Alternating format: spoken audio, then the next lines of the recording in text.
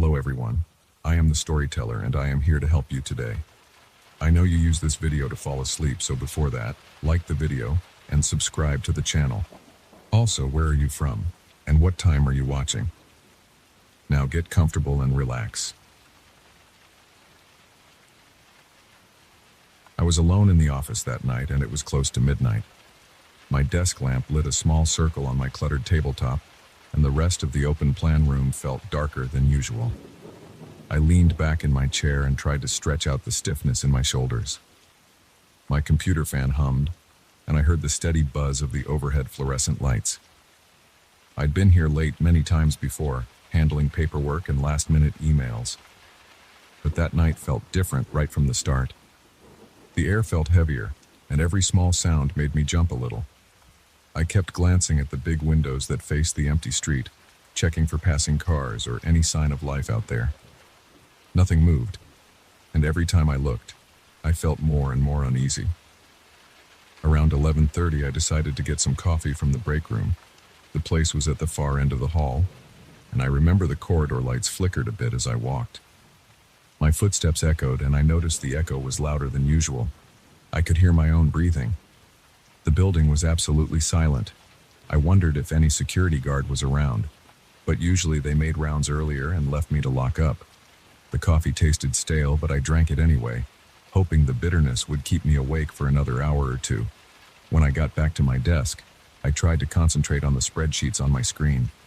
I typed a few lines of data, but I felt restless. My eyes kept shifting to the clock in the lower right corner of my monitor. The minute hand inched closer to midnight. The office felt colder than normal, and the small space heater under my desk did nothing to help. I rubbed my hands together to warm them up. At some point, I stood to walk around the office for a moment just to shake off the tension. I went by a few empty cubicles and paused at the large window near the entrance. The city lights in the distance looked far away, and I felt strange for being up there, working so late by myself. Then, without warning, the phone on my desk rang. The sound was abrupt and jarring in the quiet space. I froze for a moment, confused, because I knew that phone wasn't even connected to a phone line. We had a few old desk phones scattered around, but management had switched everything to cell phones and a separate internet-based system. The old phone sat there mostly as a leftover from years ago. I stared at the handset and it rang again. It was a harsh metallic tone that echoed around the empty room. My heart pounded, and I felt my palms get sweaty. I walked slowly back to my desk, my footsteps sounding heavy against the carpet. Part of me wanted to ignore the ringing. Part of me was too curious to let it go. I picked up the receiver. I lifted it to my ear. At first, I heard nothing but static. Then I heard heavy breathing, like someone was standing right next to me, breathing into my ear. There were no words, just this slow, uneven breathing sound. My throat felt tight, and I tried to speak, but nothing came out. Then there was a sudden click, like the line had been cut. The phone went silent. I held the receiver for a few more seconds, trying to figure out what had just happened. My pulse raced, and I felt a chill on the back of my neck. I put the phone down gently. It felt like the plastic might slip out of my hand because my fingers were trembling. I looked around the office, half expecting to see someone lurking behind a cubicle wall. Nothing. The fluorescent lights buzzed, my desk lamp glowed weakly, and the phone sat there as if nothing had happened. I told myself it was some kind of glitch or maybe a prank call.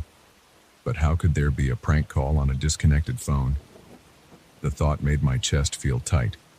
I checked the phone cord. It was plugged into the wall, but the line on that wall panel wasn't active. We had canceled those lines a year ago. I tried to calm myself by opening my laptop's browser and searching for any signs of an outage or phone line mix-up in the building. My internet worked fine, but there was no explanation for that call. I considered calling one of my coworkers, but it was almost midnight. Nobody was awake. I didn't want to look foolish by telling them I got a call on a deadline. I stood up and walked around again, checking each cubicle in the hallway. I kept looking over my shoulder, thinking I might catch a glimpse of someone turning a corner. I felt like I was being watched. My stomach was in knots, and I kept swallowing hard. The break room was empty and the coffee pot was still on the warmer. A half-inch of old coffee sat there, looking thick and dark. The fridge buzzed quietly. I opened it to see if anyone else had stored something, but there was nothing but a few leftover lunches from earlier in the week. I decided to investigate the server room. Sometimes the phone or internet lines run through there, and I wondered if maybe something had been reconnected. The server room was behind a locked door, but I had the key card. I slid it through the reader and stepped inside. The air felt colder because of the cooling system that keeps the servers from overheating. The machines hummed, and the floor vibrated with a subtle rhythm. I checked the main panel that handled the old telephone lines, but everything looked unused. The cables were neatly coiled, and the breaker for those lines was in the off position. I stood there for a while just staring at that board, not sure what to think. Suddenly, I heard a thump in the hallway. It was a soft sound, like someone had knocked into a chair or a wall. My pulse sped up again, and I felt my hands shake. I quickly turned off the server room light and shut the door behind me. I stayed in the dark for a moment listening. I heard a faint clicking sound like a pen tapping on a desk. My heart hammered and I tried to stay quiet, but my breathing was loud. I felt like I couldn't get enough air. I peeked around the corner and saw the hallway empty. The overhead lights were still on. The hum of the ventilation system drowned out smaller sounds. I forced myself to walk slowly back to my desk, trying to maintain some composure. I felt the hair on my arms stand on end, like the air was charged with static. My phone was where I'd left it, silent and harmless. I stared at it for a long moment, waiting for it to ring again. It didn't. I grabbed my jacket from the back of my chair. My first instinct was to leave right away, but I had deadlines, and I'd stayed late for a reason. I thought maybe it was better to just finish my work and get out of there. I sat down, saved my spreadsheets, and tried to focus on the last few items on my list. My eyes kept darting to the phone. The office was too quiet, and every small sound made me jump. I wanted to blast some music, but I felt like that would make it easier for someone to sneak up on me. So I just sat there in silence, typing and clicking my mouse, constantly looking around. Then, a few minutes before midnight, the phone rang again. The same shrill tone startled me so badly I almost fell off my chair. I stared at the phone in disbelief. The ring echoed across the empty cubicles. I picked up the receiver again. My hand was sweaty and my breathing was shallow. I said, "Hello?" But my voice came out weak. I heard the same heavy breathing on the other end. This time, it was faster, like the person was excited or anxious. I said, "Who is this?" But there was no response, just that breathing. Then I heard a faint scraping sound like something being dragged across concrete. It made my teeth clench. The line crackled, and I heard a low whisper, too quiet to understand. It could have been a word, or just a breath. I pressed the phone closer to my ear, trying to catch any detail. Then there was another click. The line went dead again. I slammed the receiver down and stood up, my heart pounding in my chest. My skin felt clammy and I had goosebumps all over my arms. I scanned the office. It was still empty, but I felt certain I wasn't alone. I decided to check the stairwell. Sometimes late at night, the cleaning crew left carts or equipment in there. I walked down the hallway, passing the elevator bank. The elevator doors were closed. No movement. I opened the heavy metal door to the stairwell, and a rush of cool air hit me. The lights in the stairwell were dim, but I could see well enough. I went down one floor, listening for any noises. All I heard was my footsteps and my own breathing. No one else was there. I forced myself to climb back up, feeling frustrated and on edge. When I got back to my floor, I decided enough was enough. I started packing up my laptop and stuffing paperwork into my bag. I wanted to get out. But as I powered down my computer, I heard a soft scraping noise somewhere behind me. I spun around, but there was nobody in sight. The sound was so subtle that I questioned whether I heard it at all. I waited, breathing in short, uneven bursts. My mind raced with possibilities. Maybe a maintenance worker was moving something, or maybe a door was stuck. But I couldn't shake the dread that had settled in my gut. I walked to the phone again and lifted the receiver. No dial tone, just silence. I hung it up. I thought about leaving right away, but then I remembered I needed a certain file that was saved on one of the shared drives. I had to log in again to retrieve it. My hands felt stiff on the keyboard, and I kept checking over my shoulder. The printer across the room clicked and whirred. I jumped at the noise, my heart jumping too. The printer was just resetting itself, but I felt like it was mocking me. Finally, my file finished downloading. I stuffed my USB drive in my jacket pocket. I grabbed my bag, zipped it shut, and headed for the elevator. The hallway felt longer than usual. The elevator button glowed faintly under my finger. I heard the cables whirring, and the door slid open. I stepped inside, pressed the ground floor button, and waited. The doors closed and the elevator began its slow descent. My reflection in the metal panel showed how pale I looked. I realized my shirt was sticking to my back with sweat. As the elevator approached the ground floor, I felt a vibration in my pocket. My cell phone was ringing. I quickly pulled it out, checking the caller ID. It was an unknown number. My stomach tightened, and I considered not answering. But curiosity got the best of me. I swiped to pick up the call and said, "Hello?" Silence. Then I heard a single breath, like someone leaning close to a microphone. I yelled into the phone, "Stop calling me." There was no response, just a low, static hum. Then the call ended abruptly. The elevator reached the ground floor and the door opened with a ding. The lobby was empty. The night security guard's desk was unoccupied. Sometimes they stepped out for a smoke, but it still felt wrong not to see anyone around. I walked across the shiny tiles, hearing my footsteps echo. I pushed on the front doors and the cold outside air hit me. I hurried to my car in the parking lot. It was dark except for a few streetlights, and I felt exposed. I thought I heard a faint ringing sound, but I couldn't tell if it was real or just in my head. Inside my car, I locked the doors immediately. My hands were shaking as I started the engine. I drove out of that lot faster than I intended. The roads were mostly empty, and the traffic lights changed in my favor, so I made it home in record time. The entire drive, I kept checking my rearview mirror, expecting to see headlights tailing me. But I was alone on the road. When I got into my apartment, I turned on every light I could. I closed the blinds, double-checked the locks, and made sure no windows were open. My heart was still pounding. I dropped my bag on the couch and sat there, trying to steady my breathing. My phone was on the coffee table. I glared at it, half expecting it to ring again. It stayed silent. I felt a mixture of relief and lingering terror. I got up, grabbed a bottle of water from the fridge, and chugged half of it. My throat felt dry and my mouth tasted sour from the stress. I paced around my living room for a while, checking my phone every few minutes to see if I missed another call. Nothing came in. I considered calling the police, but I didn't know what to tell them. There was no direct threat and no sign of forced entry at the office. It wasn't a typical emergency.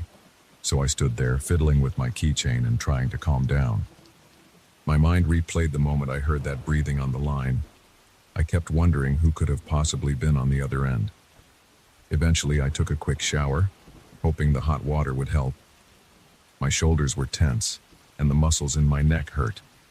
I washed my face, got into some clean clothes, and kept all the lights on in my bedroom. I lay in bed, staring at the ceiling, listening for any noise. Every click of the AC unit or hum of the refrigerator made my pulse jump.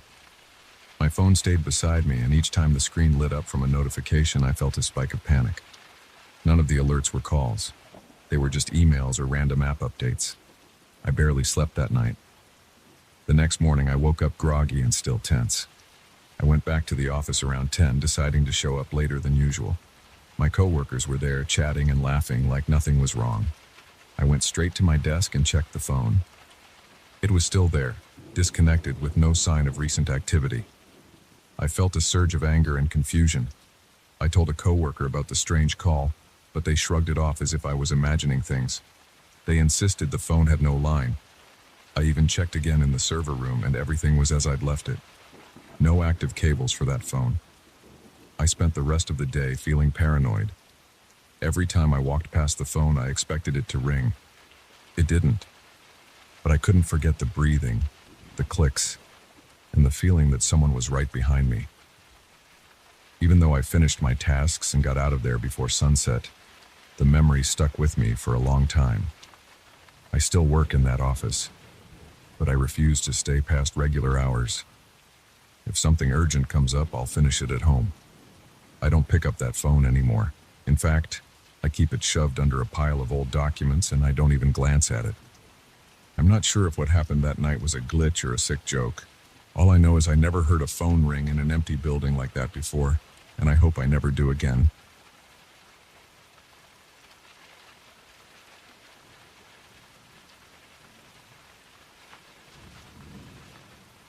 I first saw this place on a Tuesday afternoon. It looked normal enough. A compact single-story house with faded paint on the siding and a narrow driveway leading to a small garage. I stepped out of my car and walked around the property, glancing at the windows to make sure they weren't cracked and checking the roof to see if there were any leaks. Everything seemed fine. The real estate agent told me the house had been vacant for 6 months. It didn't bother me. I just needed somewhere cheap and close to work. I signed the rental agreement on the spot. It felt like a good idea at the time. I moved in a week later. The first days were uneventful. I unpacked my boxes, set up my bed, and placed some furniture around the small living room. The kitchen was cramped and the stove looked a bit old, but it worked. The bathroom had weak water pressure, but I could live with it. The only part that bothered me was the garage. It was attached to the side of the house with a thin metal door connecting it to the kitchen. The interior of the garage was dark and narrow. The walls were dusty cinder blocks, and the corners were packed with old spider webs. I saw dead bugs near the baseboards, and the concrete floor was stained in patches. I figured I'd clean it out eventually, but it wasn't a priority. On my third night in the house, I woke up at around 2 a.m. feeling thirsty. I rolled out of bed, shuffled to the kitchen, and drank some water. As I put the glass down, I heard a faint sound. It was like a light footstep, or something scraping on concrete. At first, I thought maybe a cat was outside, but it felt closer. I stood still, listening. The sound came again from the garage door. It was a single thump, like someone stepping carefully on the floor and shifting their weight. I walked over to the door and pressed my ear against it. Another sound, this time like someone dragging a foot across concrete. My pulse started to race. I considered opening the door, but fear stopped me. Instead, I flipped on the kitchen light to see if anything changed. The noise stopped. I waited, heart pounding for another sound. Nothing. My throat felt tight. I switched the light off again and stayed there for a minute, trying to sense anything. I didn't hear anything else, so I told myself it was just my imagination. I went back to bed, but I lay awake for another hour before finally drifting off. The next morning, I woke up and checked the garage. I found nothing unusual. It was the same mess of webs and dusty corners. I looked around for footprints or any sign that someone had been in there. I saw no footprints, no scuff marks, and no disturbed cobwebs. Everything seemed normal. I sighed in relief and told myself it was just late-night nerves. That afternoon, I decided to buy a better lock for the door between the kitchen and the garage. The door had a basic doorknob lock, and the key was pretty flimsy. I went to the hardware store and picked up a deadbolt with a stronger mechanism. When I got back, I installed it myself, making sure the frame was secure and the bolt slid smoothly. I tested it by locking and unlocking a few times. It felt solid. That night, I cooked a quick dinner and tried not to think about the garage. Around 11 p.m., I double-checked all the doors and windows, then went to bed. Sometime after midnight, I jolted awake again. My eyes snapped open and I stared at the ceiling, feeling uneasy. I couldn't hear anything at first. I forced myself to stay quiet and listen. Then I heard a faint rattle, like metal brushing against metal.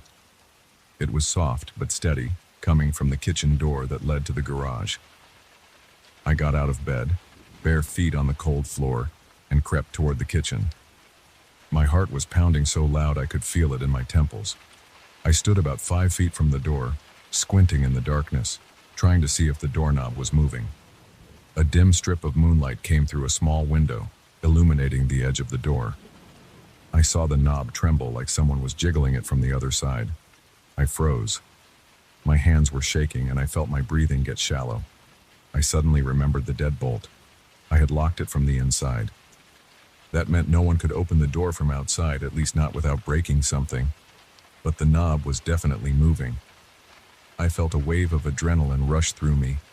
I wanted to flip on the kitchen light again, but I worried it might provoke whoever was there. I stood in the dark, watching the knob rattle for a few more seconds. Then it stopped. I stayed there, waiting for something else to happen. My legs felt weak, and I had the urge to run back to my bedroom and shut the door, but I forced myself to stand my ground. After a minute of silence, I quietly backed away, grabbed a flashlight from a drawer, and walked to my bedroom.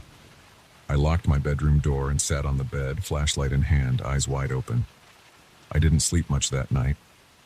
When dawn finally broke, I got dressed and went straight to the kitchen to inspect the door. The deadbolt was still engaged, just like I'd left it. I unlocked it, opened the door, and stepped into the garage. My shoes crunched on some stray bits of gravel. Dust floated in the cold air. The garage smelled stale. Nothing looked disturbed, aside from a fresh set of spider webs that seemed to have appeared overnight. I checked the outside garage door that led to the driveway. It was shut, and the slide lock on the inside was still in place. There were no broken windows or forced openings. I was confused, but I tried to let it go. That evening, I felt anxious about going to sleep, so I stayed up later, watching TV with the volume low. By midnight, I was exhausted, so I finally turned everything off. Before heading to bed, I decided I would lock the garage door from the inside once more. Only this time I'd place a small piece of tape over the latch to see if it moved. That way, if someone was messing with the door, I'd know. I stuck the tape on and pressed it down firmly. Then I locked the deadbolt, jiggled the doorknob to make sure it was secure, and walked away. I didn't hear anything that night. When I woke up, I immediately rushed to the kitchen to check the door. My stomach dropped when I saw the tape lying curled on the floor. The deadbolt was unlocked, and the doorknob was twisted, like someone had gripped it with incredible force from the inside. The metal looked warped, the edges bent inward, almost as if it had been crushed. There were no dents in the door itself, no sign of forced entry, and the frame wasn't splintered. I felt sweat on my forehead. I unlocked the door, pushed it open, and looked around the garage. The garage was silent, dimly lit by the morning sun filtering through a dirty window near the ceiling. I could see my breath in the chilly air. Nothing looked different, but I noticed more spider webs had been cleared away in one corner, like someone had brushed them aside. There were tiny bits of broken web on the floor, as if they'd been torn. I swallowed hard, feeling tension in my chest. My hands felt clammy and I wiped them on my pants. I walked over to the corner and looked closer. I didn't see footprints, but there was a faint smudge in the dust, something that could have been a shoe print. It was too blurry to be certain. I backed away, checking the walls for any holes or hidden entrances. Nothing stood out, just old cinder blocks and a few cracks. The overhead light fixture didn't work, so I couldn't flip on a bright light to see better.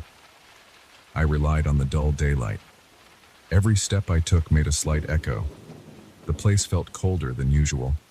I needed answers. I went back into the house, got my phone, and dialed the real estate agent's number. She picked up after a few rings. I asked if there was any history of trespassers or weird break-ins. She told me she hadn't heard of any. She said she'd ask the landlord and get back to me. I thanked her, hung up, and just stood there, staring at the kitchen door. I decided to buy a surveillance camera. It was the only thing that made sense. I drove to an electronics store, picked up a basic camera that recorded onto an SD card, and returned home. I installed it in the kitchen, facing the door. It had night vision, so I figured it would catch anything that happened during the night.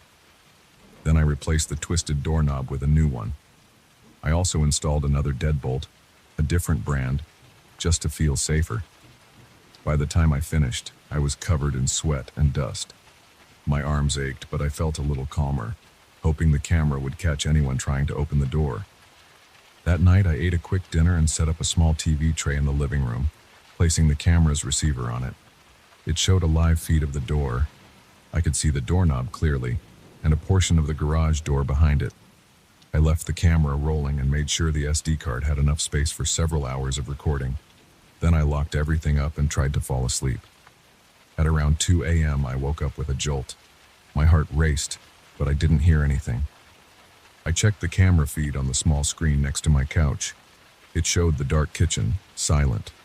The doorknob wasn't moving. I stayed there for a few minutes, yawning but alert. Nothing changed. I turned off the screen and went back to bed.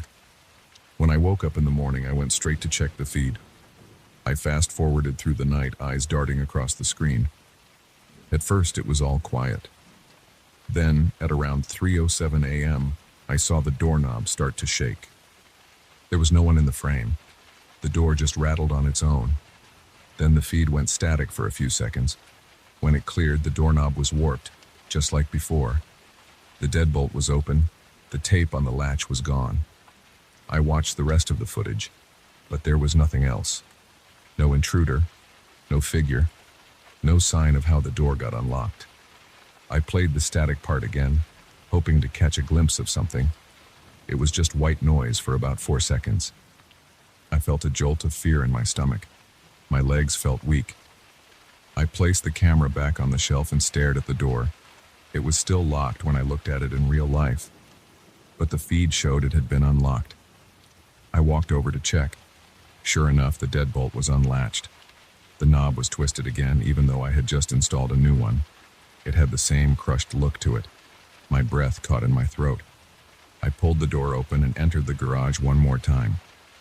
It was empty, quiet. The morning sun lit up the dust floating around, and I saw more webs disturbed near the far corner. The slide lock on the outer garage door was still in place. I spent the next hour searching every inch of the garage. I knocked on the walls to see if there were hidden compartments. I examined the ceiling to check for trapdoors. Nothing. It was just a plain, narrow garage with dirty concrete floors. My anxiety kept building, and I felt a pressure in my chest. I left the garage, locked the door, and grabbed my car keys. I drove around the neighborhood for a while, thinking about calling the police. But I wasn't sure what I'd tell them.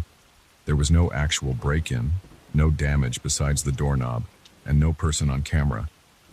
It sounded ridiculous. When I got back home, I called a locksmith. He arrived in the early afternoon, and I showed him the twisted knob and the door. He checked the frame, the new deadbolt, and the latch. He said he couldn't see any indication of a tool being used. He also said the metal looked like it had been gripped by something strong. He shrugged, replaced the knob and the deadbolt with higher-grade parts, and charged me extra for the trouble. I watched him work, feeling a surge of nervous energy every time he glanced at the damaged doorknob. He asked me what happened, and I just said I found it like that. He nodded and left. After he was gone, I tested the new lock and doorknob multiple times. Everything worked smoothly. I placed my camera in a new angle, directly across from the door, so it would catch anything that happened. Then I closed the door to the garage, locked it, and sat at my kitchen table. I kept looking at the door, waiting for something to happen in broad daylight. Nothing did. Eventually, I sighed and decided to go about my day. But in the back of my mind, I couldn't stop thinking about those footsteps and the rattling doorknob. I'm still living in this house, and the garage is still narrow, dark, and filled with webs. I never leave my car in there. I park on the street. Every night I lock the door, double-check the deadbolts, and set up the camera. And every morning I check the footage. Sometimes it's just static for a few seconds around 3 a.m., and when the picture returns, the lock is opened or the doorknob is bent. There's never anyone there.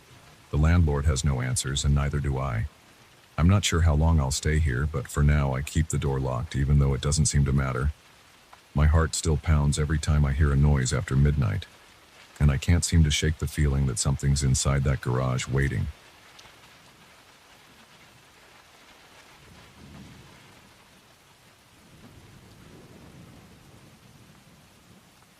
I stopped at that roadside hotel because I felt like my eyes were about to shut on their own. I had no patience for fancy places. I just needed a bed, a hot shower, and a lock on the door. The motel sign flickered in a sketchy way, and the parking lot looked almost deserted. I noticed a single car in one corner covered in dust, and a battered pickup truck near the entrance. The walls of the building were chipped, and the neon light outside kept buzzing. I didn't think much about it. I parked close to the reception, took a deep breath, and walked in. The guy at the front desk was an older man, probably in his late 60s. He wore a stained polo shirt and had a tired expression. He spoke with a low voice and barely looked at me. The check-in process was fast. He handed me the key and told me my room was down the hall on the left. I asked him about food and he just shrugged. There wasn't anything open nearby, so I grabbed a stale candy bar from the vending machine by the entrance. I made my way to my room, 107, noticing the worn carpet in the hallway and the faint smell of cleaning chemicals mixed with something musty. Inside the room, I saw a simple setup: a bed with a thin blanket, a tiny table, and a single chair. The TV was an old box-style set placed on a wooden dresser. The walls were a pale yellow, maybe from paint, maybe from age. A small window looked out onto a narrow strip of gravel and a chain-link fence. The fence had barbed wire on top, and behind it, I could see some trees and a patch of tall grass. It wasn't exactly a scenic view, but I didn't care. I just tossed my duffel bag on the chair and sat on the bed. The springs squeaked under my weight. I felt a draft coming from the window, so I got up and checked if it was properly closed. It seemed to be locked. I decided to take a quick shower. The bathroom light flickered for a second before settling into a dull glow. The mirror had a crack along the edge, and the towels were thin and stiff. The water pressure was okay, though, and the temperature was decent. While I was washing my face, I thought I heard something outside, maybe footsteps on gravel. I turned off the water and listened, but I couldn't make out any clear sounds. It felt quiet, almost like the air was waiting for something. I brushed it off, dried myself, and changed into sweatpants and a t-shirt. I walked back into the bedroom, turned on the TV, and flipped through a few channels. The reception was grainy. I settled on some late-night talk show, but the sound buzzed in a weird way and I couldn't focus on it. I felt uneasy. I looked at the window again and saw my reflection in the glass. Then I noticed a strange shape outside just beyond the fence. It was dark, and the interior light created a glare so I couldn't see clearly. I thought it might be a shadow from a tree or something. I told myself not to get paranoid. I turned off the TV and got into bed. I pulled the blanket up to my chest and closed my eyes. I tried to relax, but my mind kept drifting to that shape I thought I saw. It seemed crouched, low to the ground, almost like someone watching. I took a deep breath and shifted my position. The mattress felt lumpy, and every time I moved, the springs made a popping sound. Eventually, I fell asleep. Sometime around 1 or 2 in the morning, a cold feeling woke me up. My eyes snapped open, and I looked around. The room was dark except for the faint red glow of the alarm clock on the nightstand.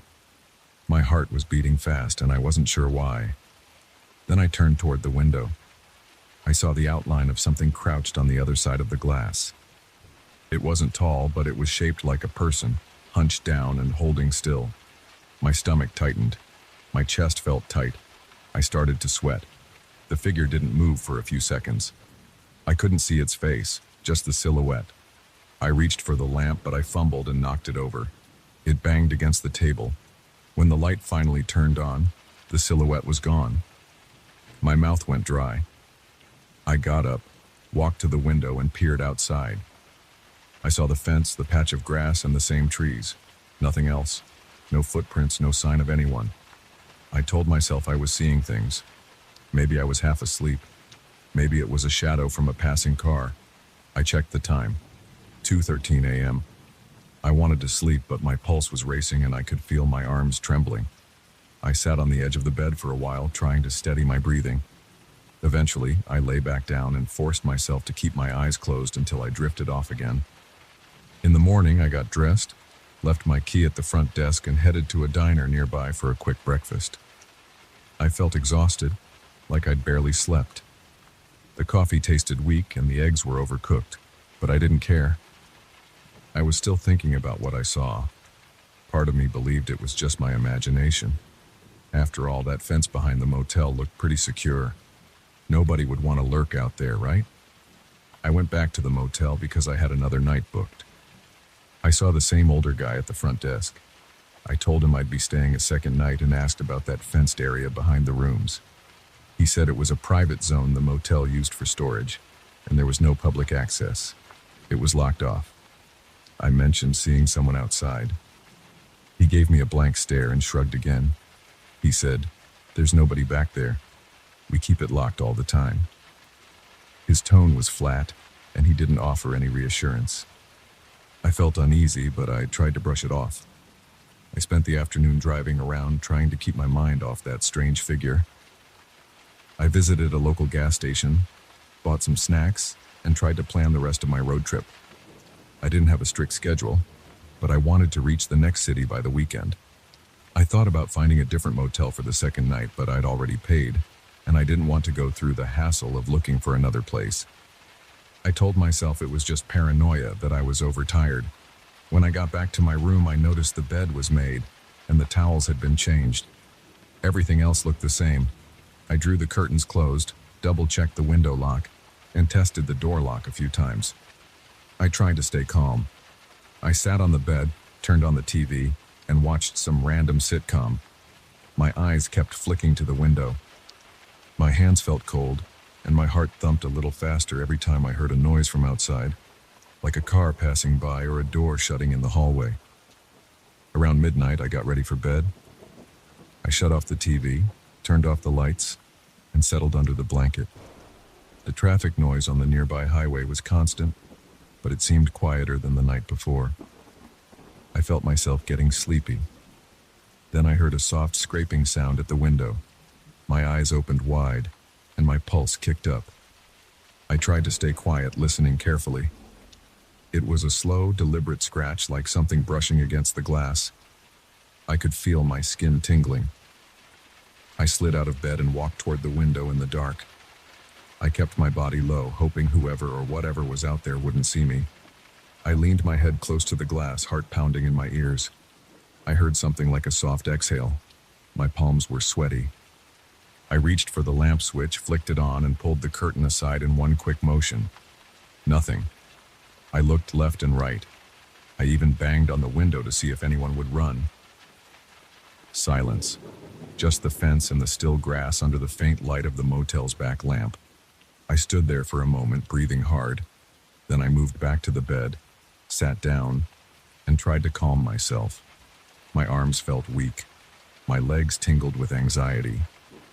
I considered going to the front desk, but I figured the old man would just shrug again. I decided to stay awake and keep an eye on the window until morning. I turned the TV back on, kept the volume low, and settled against the headboard with a pillow behind my back. My eyelids grew heavy after a couple of hours. The last time I glanced at the clock, it was almost 3 a.m. Before I knew it, I was out. The next day, I woke to the sound of my phone vibrating on the nightstand. It was a reminder about an appointment a few days away in another city.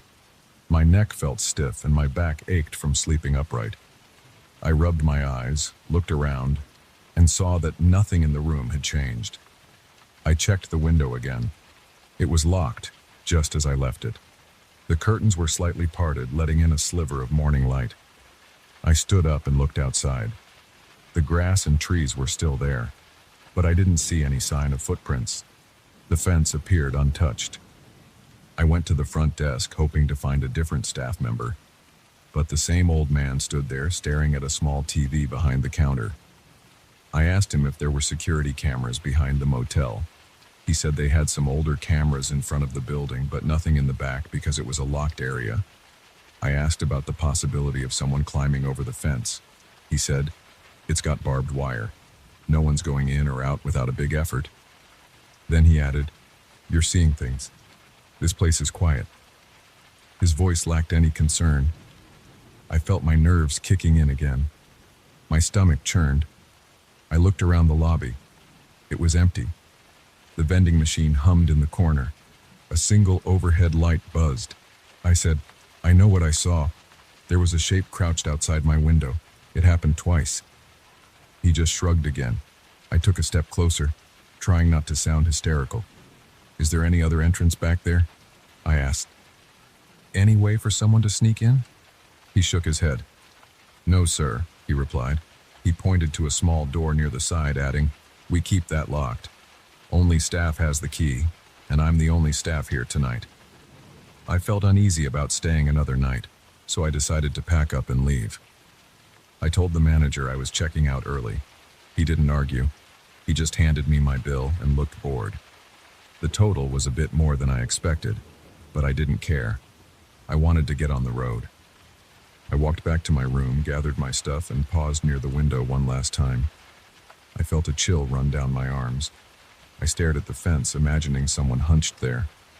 My body tensed up at the thought. But it was daylight, and everything looked normal. I locked my suitcase, grabbed my bag, and left the room. As I walked down the hallway, I noticed the silence again. No other guests seemed to be around. The parking lot had only my car and that old pickup truck. It felt wrong. I tossed my things in the trunk and got into the driver's seat. The engine started with a rumble. I looked at the motel in the rearview mirror. The curtains in one window to the right of mine moved slightly. It could have been the AC blowing them. Or maybe someone was standing there. I couldn't tell. I pulled out of the parking lot and got onto the highway. My hands gripped the steering wheel, and my chest felt tight. I kept glancing in the rearview mirror for a few miles, half expecting to see something following me. Nothing did. The road stretched ahead, and I told myself I was safe. My body relaxed a little once I put some distance between me and that motel. Still, the memory lingered in my mind like a bad taste. I don't know what was out there. I don't know if it was a person who found a way past the fence or something else. But I know I saw a crouched figure looking into my room. I remember the shape, the sense of a presence, and the chill that hit my spine. The way it vanished so quickly when the light came on. And how the manager insisted that area was locked tight. I can't forget the way my heart pounded, and the feeling of dread that kept me awake. That's all I've got. Just a few hours of lost sleep and a memory that makes my skin crawl whenever I think about it. Even now, every time I see a window at night, I can't help but check if something is crouched outside, waiting to be seen.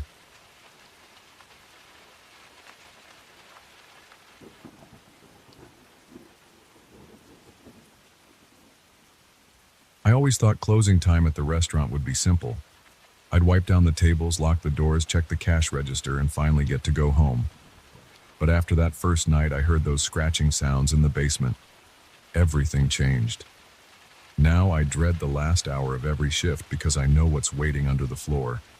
I can handle rowdy customers, broken glasses, and the usual stress, but that noise gets under my skin. And it happens when I'm alone, with no one to back me up. I've tried to shrug it off as loose pipes or an old ventilation system, but every time I turn on the basement light, my stomach tightens. Let me tell you exactly what I've been dealing with. I started working at this small family-owned restaurant about 6 months ago. It's a standard layout, a cozy dining area, a small bar near the entrance, a kitchen in the back, and a staircase leading to a basement used mostly for storage. The basement has these cheap white tiles on the walls and a few shelves for dry goods. There's an extra refrigerator down there for overflow items like sauces and dressings. The ceiling is low. The lights are fluorescent and the bulbs flicker if they're on for too long. It smells musty, like damp cardboard and cleaning supplies. I never had a reason to be afraid of it. At first, it was just another room in a place that paid me decently. About a month ago, I had my first encounter with the sound. It was around 11 p.m. I was the last person on the clock. Our closing routine is straightforward. Lock the front door, turn off the lights in the dining area, shut down the registers, clean the kitchen a bit, and do one final check downstairs to confirm the fridge is closed and the shelves aren't missing anything important. I was in the kitchen about to head out when I heard something like nails or claws scraping against a hard surface. It sounded faint, but distinct enough to make me pause. I looked around, thinking maybe a loose sheet tray had shifted on the stainless steel counters, but everything was in place. The noise stopped, so I assumed it was just my imagination or some random kitchen noise. I almost left it at that. but I had a nagging feeling to check the basement before walking out. I grabbed the flashlight I keep near the register. Our manager told us to keep one on hand because the basement light can flicker sometimes. Then I headed down the stairs. I was tired, and I just wanted to go home. The entire time I was thinking, this is stupid. I'm probably just paranoid. When I got to the basement, it felt colder than usual, and the overhead light was off. I stepped inside, turned on the flashlight, and scanned the walls. Nothing looked wrong. The shelves were in order. The fridge was humming softly. No open boxes, no footprints on the floor, no sign of water leakage. But then I turned off the flashlight, intending to turn on the main light. I fumbled for the switch, and right at that moment, I heard a soft scraping sound. It came from the far side of the basement, near the corner where we stack unused chairs and old equipment. I felt a jolt of adrenaline in my chest. My mouth went dry and my fingers felt clammy around the flashlight. I flipped the main light on and the room looked ordinary. The noise stopped. I took a few steps toward the corner, trying to keep my breathing steady, but there was nothing there. No rats, no loose metal parts. Just a couple of old bar stools, a small stack of boxes, and the tile walls. I checked everything I could think of. I even moved the boxes to see if something was hiding behind them. I came up empty. I chalked it up to nerves. I turned off the basement light and locked up, but as I reached the top of the stairs, I thought I heard that scratching again. I froze. My scalp tingled, and my chest tightened. I listened hard. This time it was weaker, but I could still make it out. I turned the light back on and rushed downstairs, but it was silent again. I left the building soon after. I remember walking to my car, trying to calm down, feeling annoyed at myself for letting a little noise get to me. The next day, I mentioned it to a coworker who sometimes stays late. He just shrugged and said he'd never heard anything like that. He joked that the place might have ghosts. We had a laugh, but the idea stuck in my head. As the nights went on, I found myself dreading the basement check more and more. A week after that first night, I heard the sound again. This time it was louder. I was wiping down the kitchen counter and I could clearly hear a scratching noise coming from below. It was like long nails scraping across tile, then pausing, then scraping again. My heart started beating faster. I looked around to see if there was someone else in the kitchen who could confirm it, but I was alone. The manager had left hours ago. I thought about ignoring it, but I had to check the basement before leaving. It's part of the job. So I grabbed the flashlight again and made my way downstairs. I switched on the basement light right away, thinking that might scare off whatever was making the noise. Once again, silence. The shelves were all in place. The fridge was running smoothly. I checked the corners, looked under the shelves, examined the boxes, but everything looked normal. I tried clapping my hands a few times to see if something would rustle or scurry away, but nothing moved. The scratching sounds were gone. When I finally turned off the light, I felt uneasy. I stood there for a few seconds listening. My palms were sweating, and I took shallow breaths because I kept expecting something to jump out from behind the shelves. Nothing happened. After a few more nights of this, I started to get more methodical. I asked our manager if we had cameras that captured the basement. We do, but only one camera points down the stairwell. It doesn't show the corners or the far walls. I looked at the footage from the nights in question, but I couldn't see anything strange. The only thing the camera showed was me going in and out. No animals, no other people, no shadows.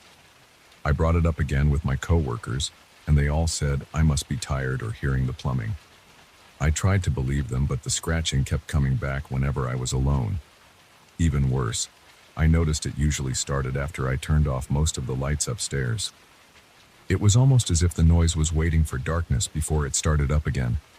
One night I decided to record the sound on my phone. I thought that if I had evidence, maybe the owner would call an exterminator or bring someone in to check the walls.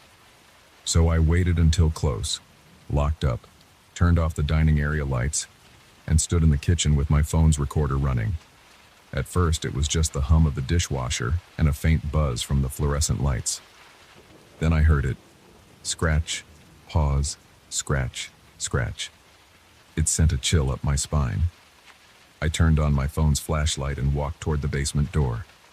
My hand was shaking a bit when I opened it. I stepped onto the top stair, kept the phone pointed forward, and listened. The scratching got louder. It echoed against the tile walls. It wasn't a random squeak. It was a steady motion, like someone drawing a line across tile with a hard object. My pulse pounded in my ears. I took one step down. The noise kept going. I took another step. Suddenly, the noise stopped. Everything was silent, except for my breath.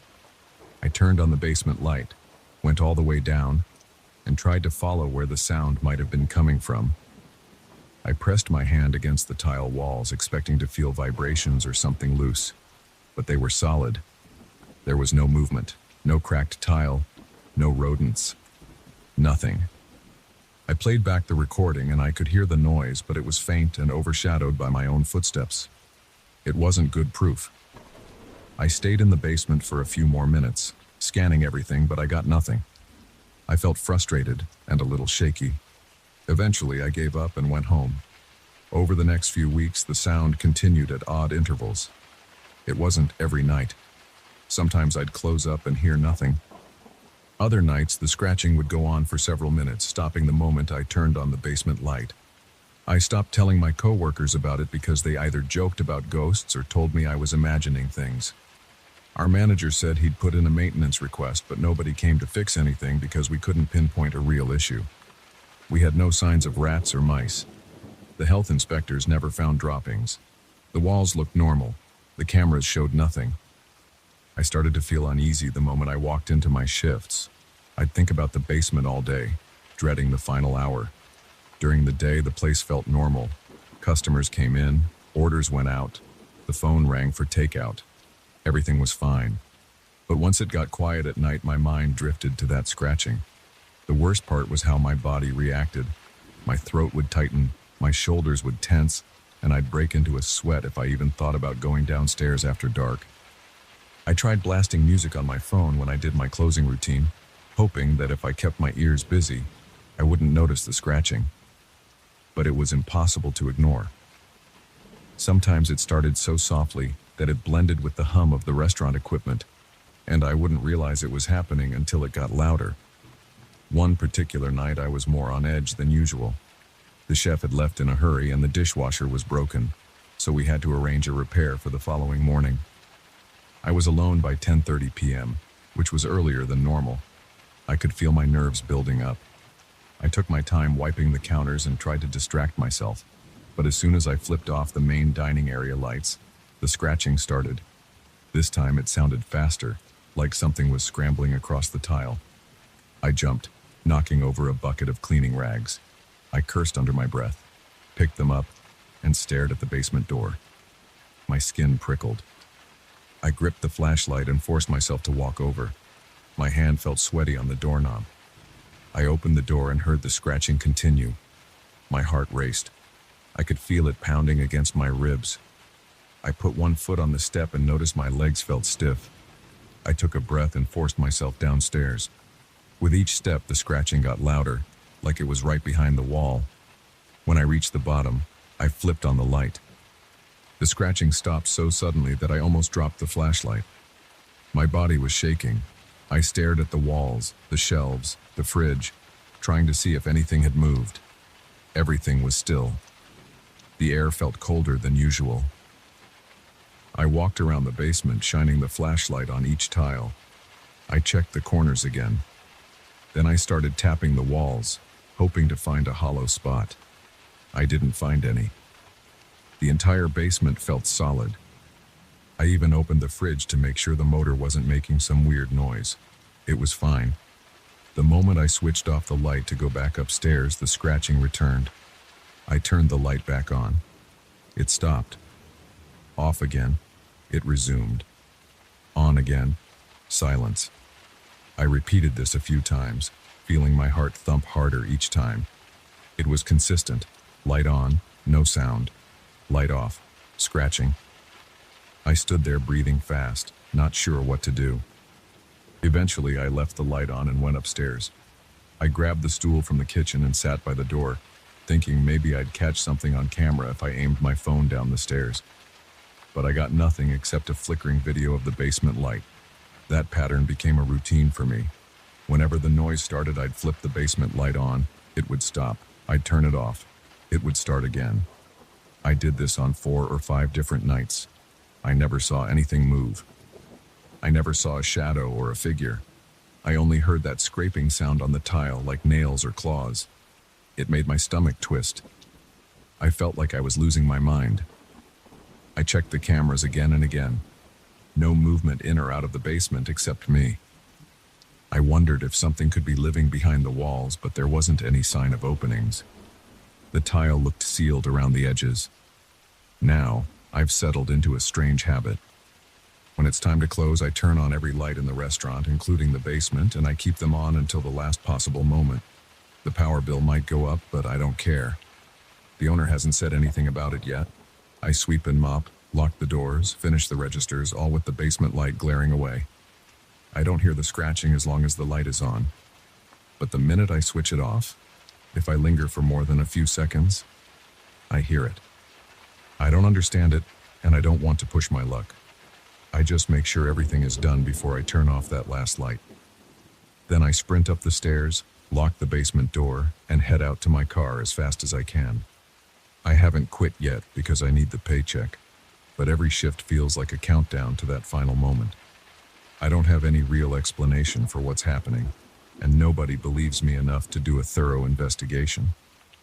I've tried to keep records in a small notebook, noting the date and time whenever I hear the scratching. There's no clear pattern except that it prefers darkness and total silence.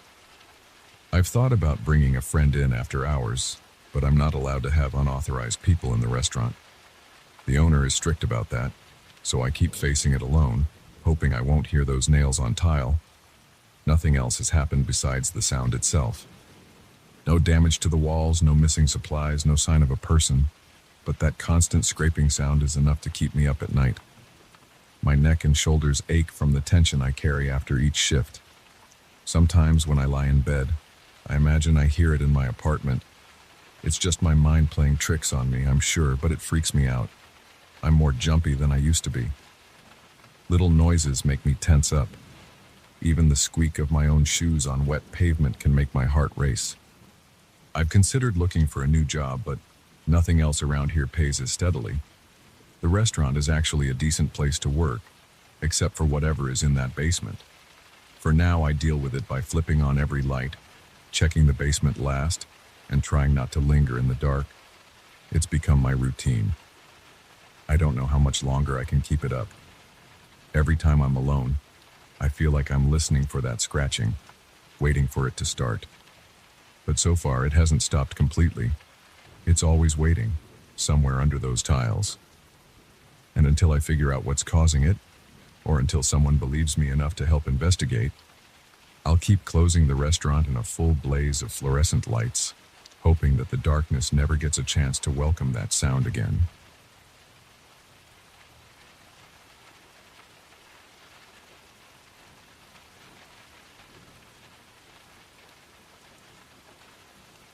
I still remember the jolt I felt the first night I heard the scratching. It was around midnight, and I had just settled into my makeshift bed in the living room. The townhouse was quiet for a moment. Then it started, soft at first, like nails tapping on wood. I sat up and listened. The noise came from above, directly above. It sounded too deliberate to be pipes or some loose shutter. I felt my chest tighten. There was no one living in the attic, and the door leading up there was locked. I tried to shake off my unease, but the sound repeated, a slow, scraping noise that sent a chill through me. That night I barely slept. I kept waiting for the scratching to stop, but it continued off and on until early morning. When I woke up, my neck felt stiff and I had a headache. I told myself it was probably an animal. Maybe a raccoon had gotten stuck inside. I still had boxes to unpack though, and I was exhausted from the move. I didn't bother investigating right away. Instead, I forced myself through my daily routine. I ate a quick breakfast of toast and black coffee, then started organizing the kitchen. In the back of my mind, I wondered if I should call someone to check out the attic, but I decided to wait one more night to see if the noise continued.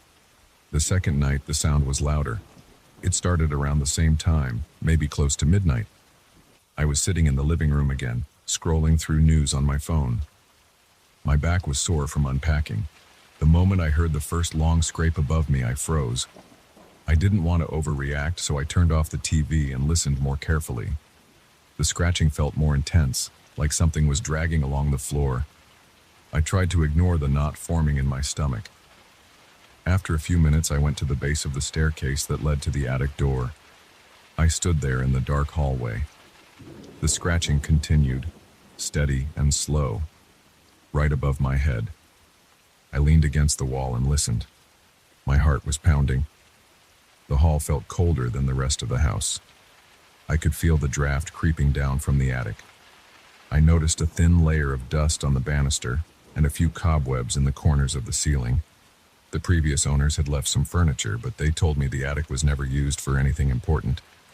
They also mentioned the door was stuck and they hadn't bothered trying to unstick it. At the time, I didn't question it.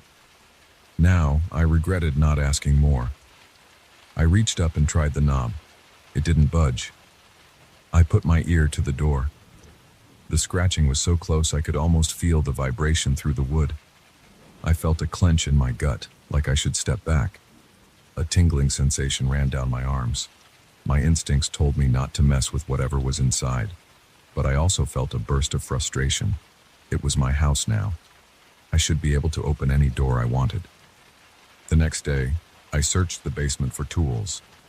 I found a rusted crowbar, some screwdrivers, and a hammer. I brought them upstairs and placed them near the attic door. I wanted to gather the courage to force it open, but something held me back. I was worried about damaging the frame or the old door. I was also worried about what I might find up there. My mind conjured images of a large animal, maybe rabid, or a nest of rats. Still, the scratching continued to bother me. That evening, I called a friend to talk about it. I told him there was a weird noise in my attic. He laughed and said it was probably just rodents. He recommended setting traps or calling an exterminator. I nodded along, trying to convince myself it was that simple. But the moment I hung up, I felt uneasy again. The house felt large and empty. Every corner seemed to creak. I heard the wind rattling the windows in the front room. Everything felt off balance. By the fourth night, I was on edge. My hands shook a bit when I walked upstairs with the crowbar. I told myself I was done waiting. I had to see what was behind that door. The scratching had become more persistent and started earlier in the evening. It sounded like claws dragging across the floorboards. I took a deep breath and wedged the crowbar against the door frame. I applied pressure, but the door didn't give. I felt my arms strain. My shoulder ached from the effort. The door seemed stubborn, as though something on the other side pressed back. I took a moment to catch my breath, then I tried again, harder. The wood groaned, but still held. Sweat beaded on my forehead. My heart pounded in my ears. I could still hear the scratching, steady and repetitive. It almost felt like it matched the rhythm of my own heartbeat. When the door refused to open, I threw the crowbar down in frustration. The clang echoed in the hallway. My nerves felt raw and my patience was gone. I shouted at the door, demanded it open, but nothing happened. The noise inside paused for a few seconds, then started up again, as if taunting me. I decided to check the exterior of the house to see if there was any other access point. Outside, the sky was clear, but the air was cold enough to make my breath visible. I walked around to the side of the townhouse and spotted a small vent near the roofline. It was too small for me to climb through, and it looked intact. There were no broken shingles, no holes, nothing obvious. I glanced at the windows on the second floor, but they were all secured. No ladder would get me up there safely without risking a bad fall. I felt stuck. When I went back inside, I tried to distract myself. I cleaned the living room and took out some boxes. I organized my closet and tried to watch an old movie. But every few moments, my mind wandered back to the attic door. I kept hearing faint tapping overhead, like an itch I couldn't scratch. I found myself glaring at the ceiling, wishing it would stop. Eventually, I dozed off on the couch. I woke up sometime after midnight to the same scraping sound. It was louder than before and it felt constant. My body tensed up. My hands were sweaty and my heart was racing. I felt like a prisoner in my own house. The next morning, I skipped breakfast and went straight to the hardware store. I told the clerk I had a stuck attic door, and I needed something stronger than a basic crowbar. He handed me a heavy-duty pry bar. He asked if I was planning a major demolition. I just shook my head and said the door was giving me trouble. He shrugged and wished me luck. On my way home, I felt a mix of determination and dread. I wanted this to be over, but I couldn't shake the unease growing in my gut. I got back and went straight to the attic door. I planted my feet, wedged the new tool at the seam, and pushed with everything I had. My muscles burned. The door frame creaked, then splintered. Finally, the lock gave out with a sharp crack. The door swung open a few inches. A cold draft rushed out. My nose caught a stale, musty smell like old wood and stagnant air. I felt goosebumps form on my arms. The scratching had stopped the moment I started prying. I stood there with my hand on the doorknob, afraid to pull it open any further. I flicked on the hallway light, but it barely penetrated the darkness inside the attic. I found my flashlight in a drawer nearby. My fingers were trembling as I turned it on. I pushed the door open slowly and aimed the beam into the attic. The stairs went up about 10 feet at a steep angle. Dust particles floated in the air. The floorboards looked warped and worn. I stepped inside and the old wood groaned beneath my weight. My heart felt like it might burst out of my chest. I half expected something to jump out at me, but there was nothing. I saw a few old cardboard boxes stacked along the walls, some loose insulation, and a stained rug rolled up in a corner. The rafters were covered in cobwebs, and the only light came from my flashlight. The smell was stronger inside. It made me cough. I listened carefully for any sound of movement. I heard my own breathing, fast and shallow, echo in the cramped space. I started checking each corner. The boxes were full of old clothes, musty blankets, and some magazines dated decades ago. I didn't see any signs of large animals. I didn't see any droppings or nests. The insulation looked mostly untouched. I ran the flashlight along the floor, searching for holes or cracks that might allow an animal inside. I found a few gaps in the corners, but they didn't seem large enough for anything bigger than a mouse. I took careful steps, watching for loose boards. I kept my grip on the pry bar, just in case. As I moved toward the back of the attic, the floor squeaked under me. There was a low, triangular space near the eaves that was too dark to see clearly. I crouched down and shined the light inside. The smell grew worse, almost like rotting wood. I noticed a small pile of debris, scraps of cloth, bits of paper, and a cluster of splinters. It was arranged in a messy heap, like something had been shredding materials. My pulse picked up. It looked fresh, as if it had been disturbed recently. I reached out to move the debris with the pry bar. My hand was shaking. Underneath, I saw scratch marks on the wooden floor. They were thin but deep, running in crisscross patterns. They didn't look random. They looked like something had been trying to claw its way in or out. I felt a wave of dread. I stood up too quickly and bumped my head on a rafter. Pain shot through my skull. I hissed and stumbled, nearly dropping the flashlight. The beam flickered, and my stomach flipped. I thought I saw movement in the corner, but when I aimed the light again, there was nothing there. My heart hammered in my chest. I took a few steps backward, never turning my back on that dark corner. I could feel the hairs on my arms standing up. I wanted to get out of there. I forced myself to take a breath and remind myself that I hadn't actually seen anything alive. Maybe I was letting my imagination get the best of me. Still, the pile of shredded material and the scratch marks bothered me. Something had been up here, or maybe still was. I decided to set up a camera. I had an old camcorder in one of my moving boxes. I went downstairs, found it, and brought it up. My hands felt clammy as I positioned it near the attic stairs, facing the far corner. I planned to record overnight and see if anything showed up. I also scattered a few pieces of dry cat food on the attic floor, hoping to lure out whatever might be there. If it was a small animal, I'd catch it on film.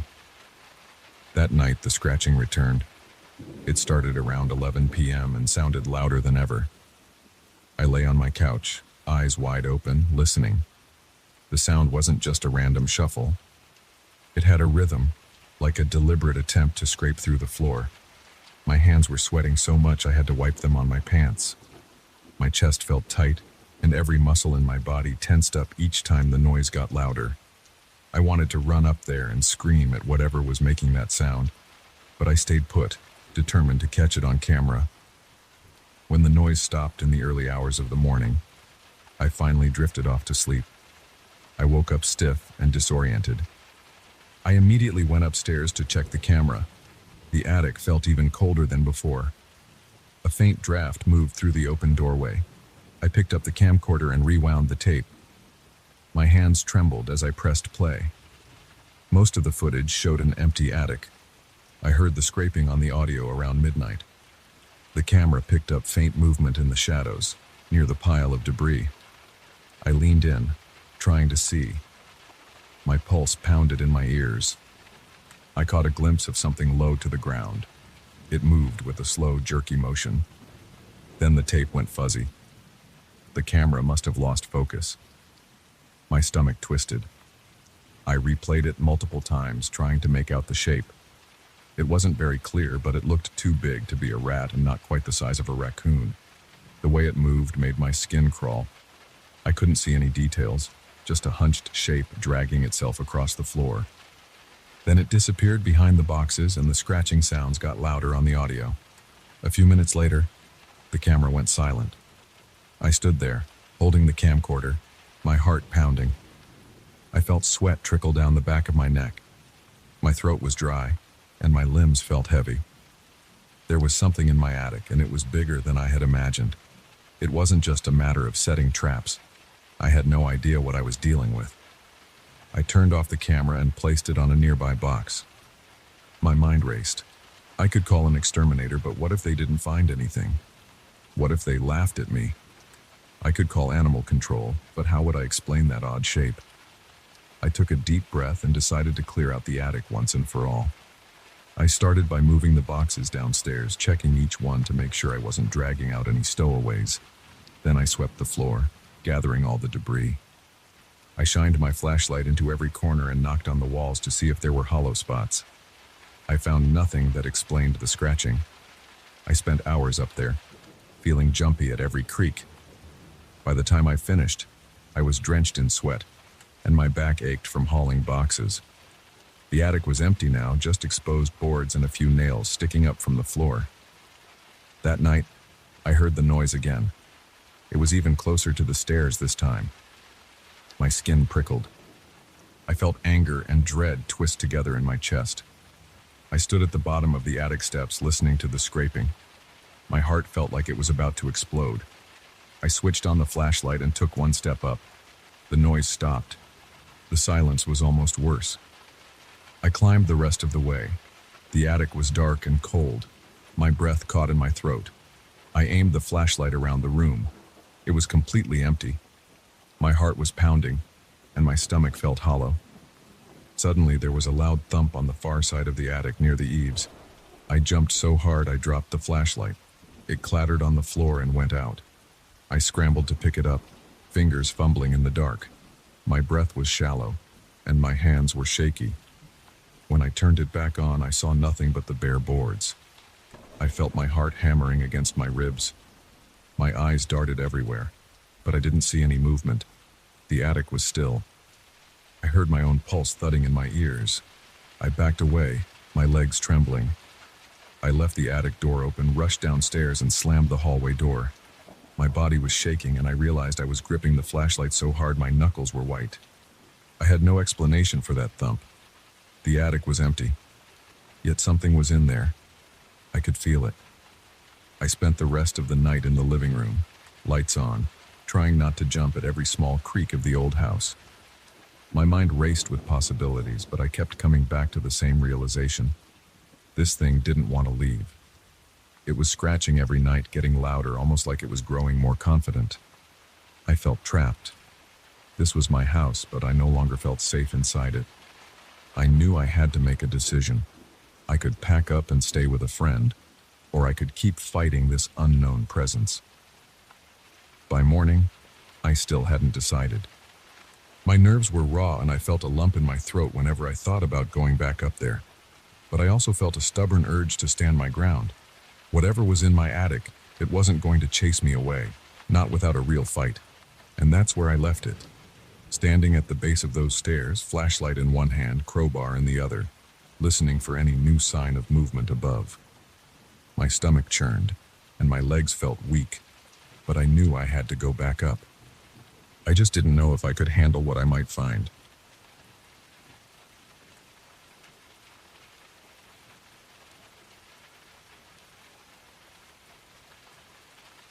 I never thought I'd get scared of my own bathroom mirror, but lately, every time the sun goes down, I feel this pinch in my stomach when I walk down the hall.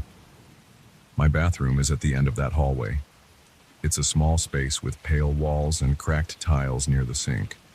There's an old mirror built into the wall above the sink, framed by dull metal edges. It's been there since before I moved in, and I never paid much attention to it before. It's one of those things you accept without thinking. But about a month ago, I noticed something strange. At dusk, if I step close to that mirror, my reflection lags or moves in a way I don't expect. It's subtle, maybe half a second, but I see it.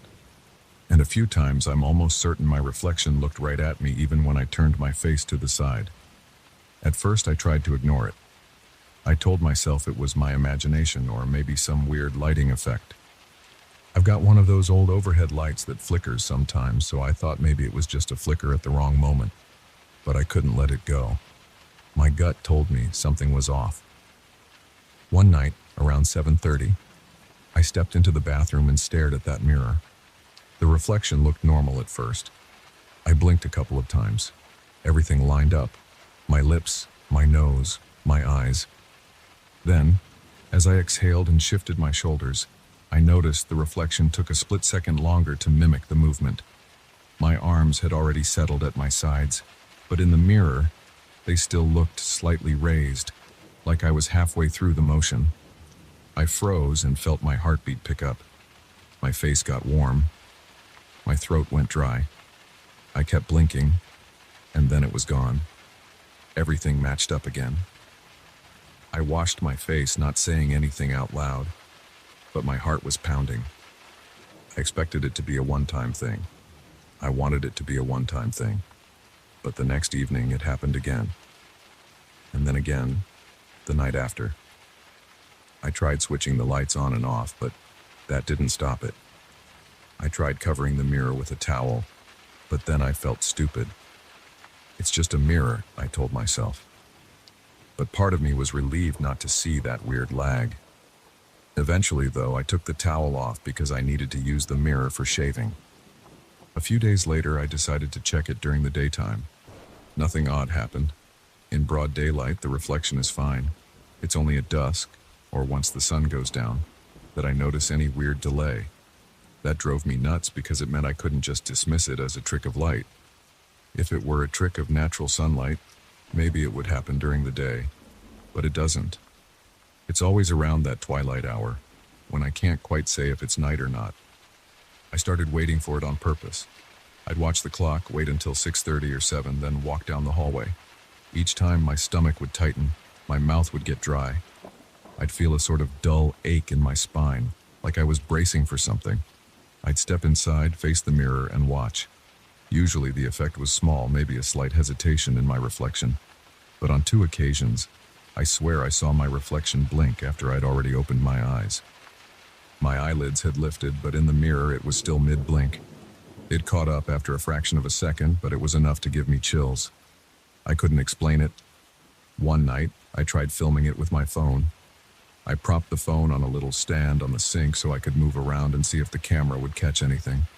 I tried different angles. I tried moving my arms, turning my head, shifting my stance. But when I played back the video, everything looked normal. No lag, no mismatch. The reflection did exactly what I did, in real time. That gave me a cold sweat. It meant only my eyes were seeing it. The camera wasn't picking it up. I started sleeping on the living room couch. I told myself I was just crashing there because the TV was in the living room, so maybe I'd watch something and drift off. But deep down, I didn't want to walk down that hallway at night.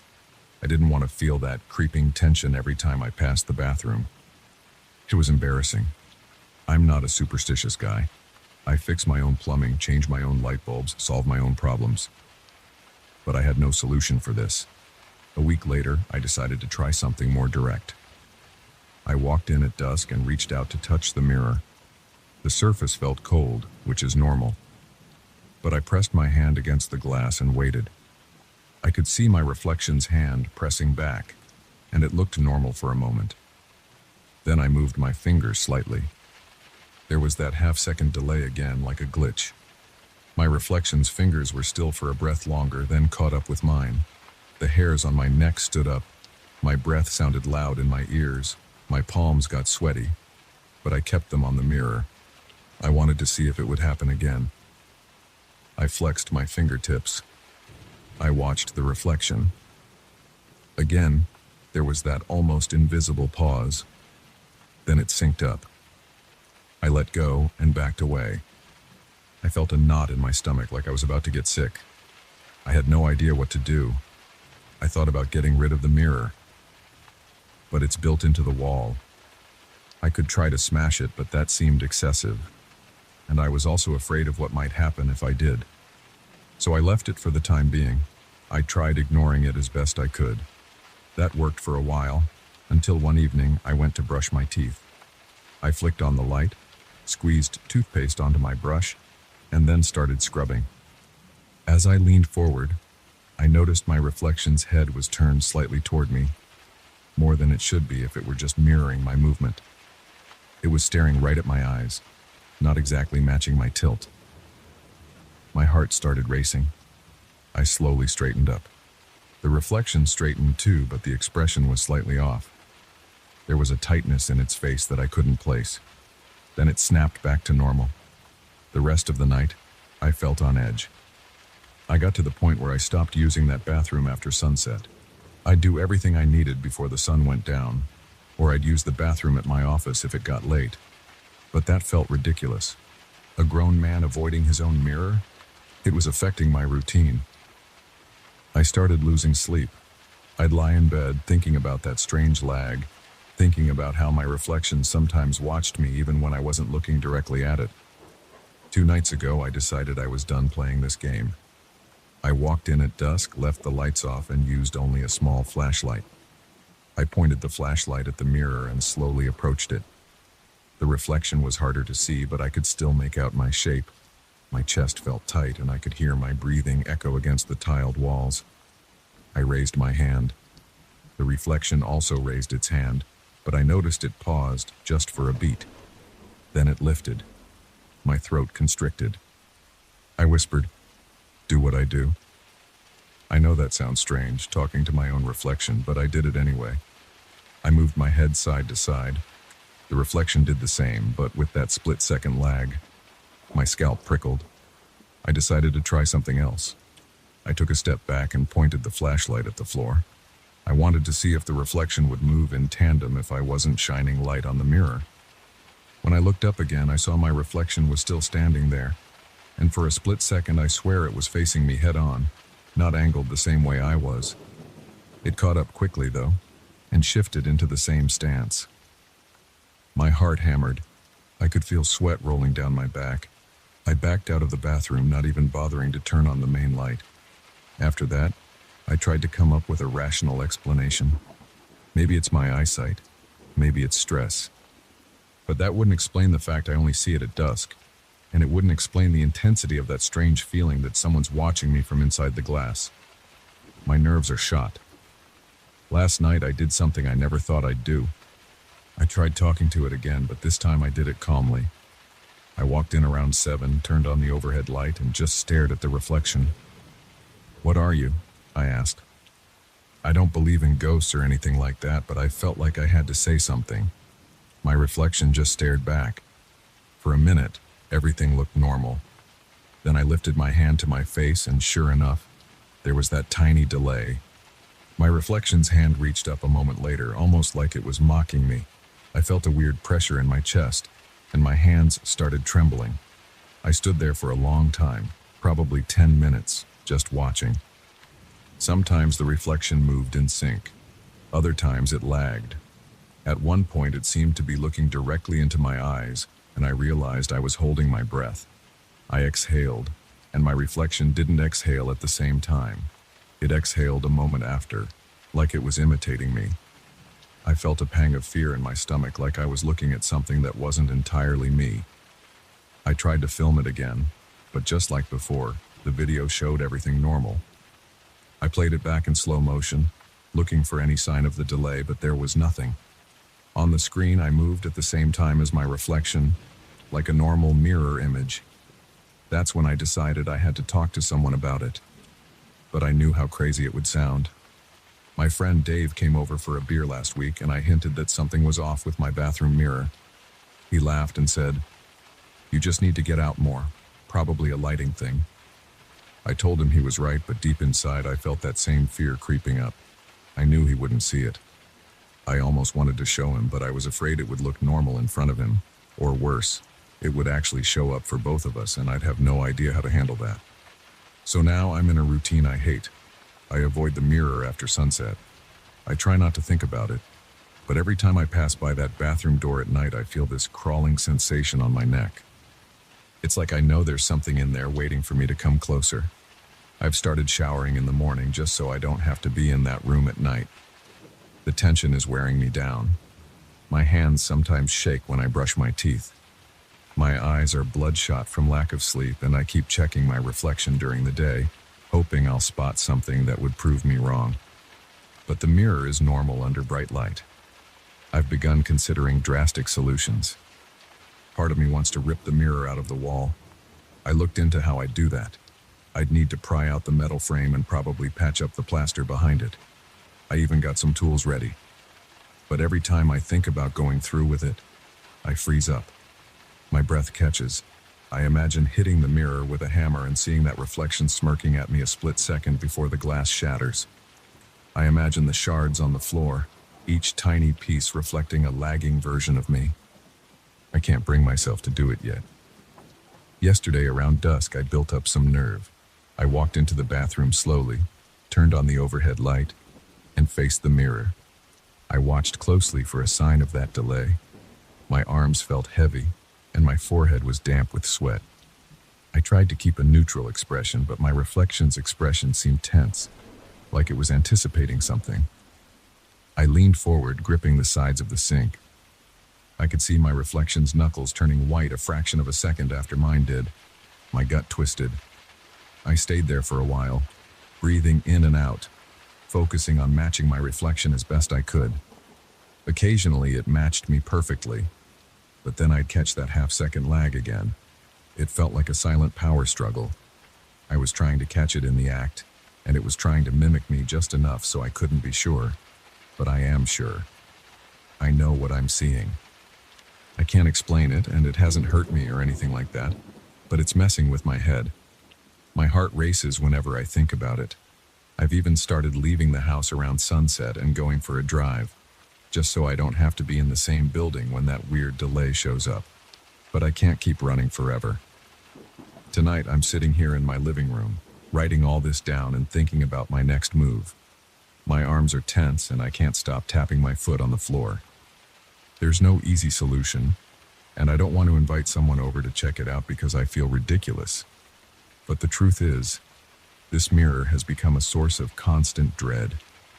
I'm an adult, and I'm afraid of my own reflection. That's the bottom line. I need to make a decision. Either I tear the mirror out and deal with the wall repairs, or I learn to live with it. But I'm not sure how to live with something that behaves like a reflection one moment and then lags behind the next. It's like it has its own sense of timing. I can't say it's alive, but I also can't say it's just a piece of glass. It leaves me with a heaviness in my chest whenever I think about it. For now, I avoid that bathroom every night. I keep the door closed. I keep the hallway light off. If I need the bathroom, I use the one downstairs next to the laundry room. which doesn't have a mirror. It's not a perfect solution, but at least it keeps me from that suffocating feeling I get when I see my reflection do something off. That's where I stand right now. There's an old mirror in my bathroom wall that likes to play tricks on me at dusk. Maybe it's all in my head, but it feels too real when I see it. And so far, there's no simple fix. I'm just sitting here waiting to decide whether to smash that thing or keep pretending it's just another part of the house. But if I'm honest, I know I can't ignore it forever. Something has to give, and I'm pretty sure I'll be the first to crack.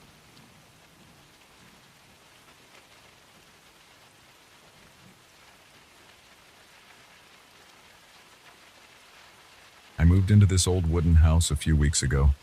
It was cheap, and I liked the idea of a quiet place outside the city. Now I regret that decision. Something here feels wrong. At night, when I walk in the corridors, I sense a soft touch through the gaps between the floorboards. It feels like fingers brushing against my feet from below. At first, I thought it was my imagination, or the wind, but there's more to it. There are faint tapping noises, one tap for each of my steps, always in sync with my movements. I didn't believe in anything strange before, but I can't ignore what's happening. I live here alone. The house is small, with a single bedroom, a cramped bathroom, a living room, and a narrow kitchen. The hallway connects the living room to the bathroom and the bedroom. The boards are old, and the house creaks all the time. During the day, the creaking doesn't bother me. I hear the wind pushing against the walls, and I hear the boards adjusting to humidity. But at night, there's a different quality to the noises. They're not the random popping of aging wood. They're precise, almost deliberate. I noticed the finger-like sensation on my second night here. I was heading to the kitchen to get some water around midnight. The corridor was dark. I don't keep a nightlight on. I used my phone's flashlight. The moment I took my first step, I felt something beneath my foot, like a gentle push from under the floor. I paused and leaned down. I placed my hand on the board to see if it was loose. The board didn't move much. It creaked, but it felt solid enough. I shrugged and continued. After 3 steps, I felt it again, this time like a faint brushing against the side of my foot. Then I heard a soft tap, almost like a knuckle hitting the wood in time with my steps. I froze and stared at the floor. My phone's flashlight beam was weak, but I could see dust, old boards, some dark gaps between them. There was no large space under the house, just a low crawl space. I tried to see if any rodent or something else was stuck there. I didn't see movement. I didn't see any change in the gap. Still, I felt anxious. I reached the kitchen, got my water, and headed back, dreading the walk. I took each step slowly. When my weight pressed down on the boards, I felt a flick of pressure along the side of my foot again. I clenched my jaw and hurried back to my room. Each step came with a matching tap. When I finally shut my bedroom door, the tapping stopped. I listened for a minute. No more sound. My heart was beating fast and my throat was dry. I told myself it had to be a weird echo or some shifting in the wood. I got into bed and slept fitfully. The next day, I checked the crawl space. I went outside and unscrewed the small access panel at the back of the house. Inside, it was dark and musty. I had a flashlight in one hand and a screwdriver in the other. The ground was uneven, with rocks and patches of dirt. I could see the underside of the old floorboards.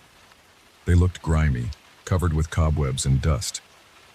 I inched forward, scanning for animals or anything that might cause that tapping. I didn't see any nests or signs of a large rodent. I also didn't see any opening where a person could slip in. The space was too narrow for an adult to crawl around, at least without leaving noticeable tracks. After about 10 minutes, I backed out. My clothes were dirty, and I coughed from the stale air. I secured the panel again. I didn't find a reason for those tapping sounds. During the day, everything seemed normal. The boards still creaked, but no strange tapping. I spent the afternoon making small repairs around the house. I tightened loose screws on the kitchen cabinets. I replaced a light bulb in the hallway. I tried to keep my mind busy and ignore the memory of that night. I ate dinner early and stayed up watching a show on my laptop. Around 11, I shut everything off. I tried to push away the tension I felt creeping into my chest. I told myself the next time I heard or felt anything, I would document it. I set up the voice recorder on my phone before leaving the bedroom. I wanted evidence. I turned on the flashlight and stepped into the corridor. The house was silent. I took one step and froze. I felt the faint brushing under the sole of my foot. Immediately, I heard a light tap from somewhere under the floor. I inhaled sharply. My stomach turned. I took another step. Again, the same thing. A gentle nudge beneath the board, followed by a single tap. It matched my pace perfectly. I held my phone lower, near the floor, trying to capture the sound clearly. My hand was shaking a bit. I took 3 more steps. Each one triggered another tap. The corridor felt colder than before. My arms tingled. I didn't smell anything out of the ordinary, just old wood and the dusty air. But my nerves felt raw. I reached the living room and stopped. The tapping stopped too. I swung the flashlight around, checking every corner. My couch was there. My small TV was off. The windows were locked. There was no sign of movement. Everything looked normal except for my own racing pulse. I decided to test something. I walked back to my bedroom, taking slow steps. For every step, I felt the same faint push under my foot and heard the same tap. My jaw clenched harder with each tap. When I finally made it to my bedroom door, I slammed it shut behind me. My phone was still recording. I stopped the recording and played it back.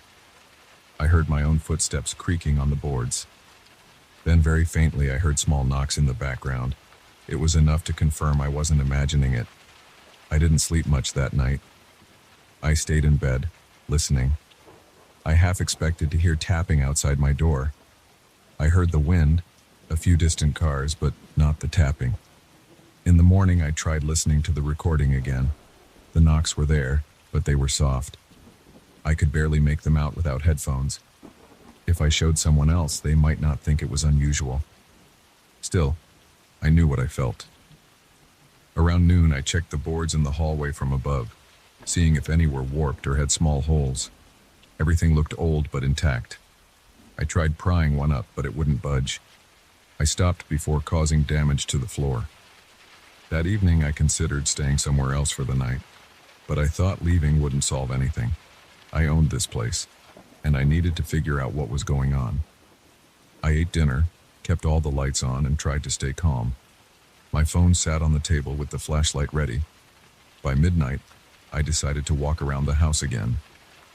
The tapping started right away. This time, I tried a different tactic. I placed my foot down carefully, pressing my weight slowly, then lifting my foot just as slowly. I wanted to see if that changed the tapping. It didn't. The tapping mirrored every move, steady and consistent. My breathing became shallow and sweat dripped down my forehead. I tapped my foot without walking, hoping to trigger the noise in a single spot. I bent my knee and pressed my foot down repeatedly in that one section of the corridor. The tapping still came in perfect unison. It wasn't random at all. It felt like someone was right beneath me, copying my motions. The hair on the back of my neck stood on end. I couldn't stand it. I rushed to the far end of the corridor. The tapping kept pace. When I reached the living room, I turned around and yelled, "Is anybody there?" My voice echoed. I heard nothing in response. My chest was tight, and my breathing felt rough. I looked out the window toward the backyard. It was pitch black outside. I had an urge to run out and drive away, but I couldn't bring myself to leave my own house in the middle of the night. Instead, I stood there until my breath steadied. Then I walked back to my bedroom. The tapping followed me. Once I shut the door, silence returned. I locked the door even though I knew that wouldn't protect me from anything that was under the floor. I sat on my bed, my back against the headboard, thinking about what to do next. My mind was spinning with images of someone crawling under the floor. But I'd checked the crawl space. It wasn't easy to move around there. It was also sealed from the outside. There weren't signs of forced entry. I considered calling a friend or a relative just to tell them I was freaked out, but I didn't want to sound paranoid. I stayed in bed, exhausted but too wired to rest. Eventually, around 3 in the morning, I dozed off. I woke up late and immediately felt dread when I remembered the events of the night before. I spent the afternoon searching online for any clue. I looked up wood floor tapping in sync with footsteps. Most results were about normal house settling or plumbing issues, but this wasn't standard creaking or pipes. I decided to call a local handyman. He arrived about 5 in the afternoon. I told him I'd been hearing strange noises in my flooring, possibly an animal. He checked the crawl space and looked around the exterior. He didn't find signs of infestation. He tapped the boards from below. I stood in the hallway and listened. It wasn't the same sound. After half an hour, he said everything looked structurally fine. I thanked him, paid him, and watched him drive away. I felt more alone than ever. That night, I sat in the living room with all the lights on. The TV was on mute. My phone was in my hand, and I was ready to record again. I waited until midnight trying to gather courage. My pulse was racing. My chest felt tight and my shoulders were tense. I got up and walked to the hallway entrance. I stood there staring at the floor. I placed my phone's flashlight on. The corridor looked normal, just old wood and the outline of the door at the other end. I lifted my foot and took a step. The tapping came immediately, that light knock from beneath me. My breath caught in my throat. I took another step, another tap. My heart thumped. My stomach felt knotted. I couldn't believe this was happening again. I called out, "Whoever is there, leave me alone." I heard only my own breathing and the hum of the fridge in the kitchen. I walked a few more paces. The tapping didn't let up. I felt adrenaline coursing through my body. My legs felt weak. My arms tingled, and my grip on the phone tightened. I forced myself to keep walking. The corridor seemed longer than usual. Each step had a matching tap. My throat was so dry I could barely swallow. When I reached the bedroom door, I opened it fast and stepped inside. The tapping stopped. My skin was damp with sweat. My breathing was harsh. My mind was swirling with confusion and fear. I slammed the door again, locked it, and leaned against it. I didn't hear anything outside. The house was silent. I ended the recording and flopped onto my bed. My body trembled as I listened to the playback. The taps were clear and lined up with my steps. I decided I couldn't continue living this way. The stress was too much. I started packing a bag to stay at a motel. I threw some clothes into a duffel bag. My hands were shaking as I zipped it up. I grabbed my car keys from the nightstand. I opened my bedroom door. The corridor was dark, but I didn't turn the hallway light on. I thought maybe if I didn't walk slowly, if I just dashed out, it wouldn't happen. So I sprinted. I heard a series of rapid taps under the floor. My footfall sounded heavy.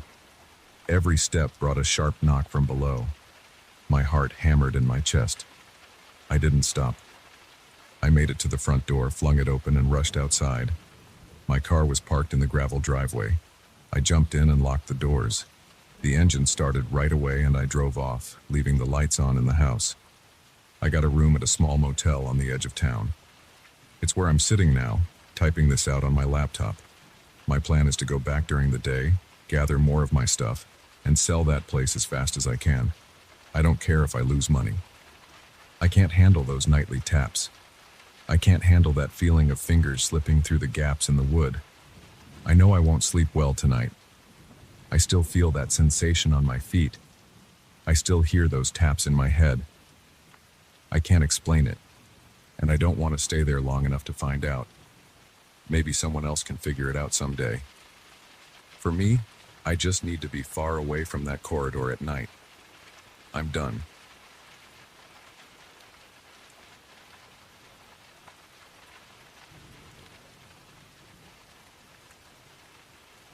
I had sweat rolling down my face before I even saw the footprints. The afternoon sun was low and the trail was quiet except for my own steps. I remember my boots grinding against loose gravel on the path, making a faint scraping noise that echoed between the trees.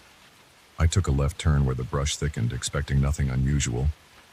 Then I saw the muddy patch ahead and noticed those giant tracks. They looked like footprints, but were far larger than anything I'd expect from a human. The sight of them made my stomach feel tight. I stopped moving.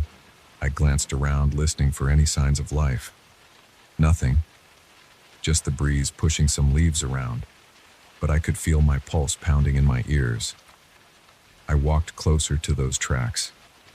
My boots sank a bit into the mud, so I had to pull each foot up with a bit of effort. The footprints were deep, and the spacing suggested long strides. I bent down and placed my hand next to one of the prints. My entire hand fit inside the outline with space to spare. The shape was broad with what looked like 5 distinct toes, but they were thick, almost like stubby ends. The edges were smeared, probably from water or from something shifting around. I reached out to touch the shallow water pooled inside one of the prints, and it felt cold, almost icy. My throat tightened.